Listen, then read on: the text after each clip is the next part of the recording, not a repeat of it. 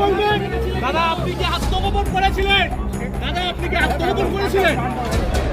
দাদা আপনি কি আত্মগোপন করেছিলেন?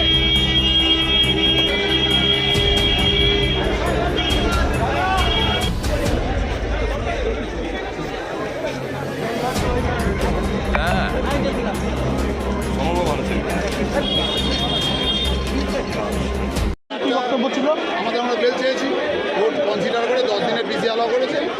আর আমরা 41 পিটিশন দিয়েছি, ইনভেস্টিগেশন যেন লয়ার থাকতে পারে সেটা কোর্ট অ্যালাউ করেছেন। আর 2008-এ সুনার স্টেট অ্যালাউ করেছে।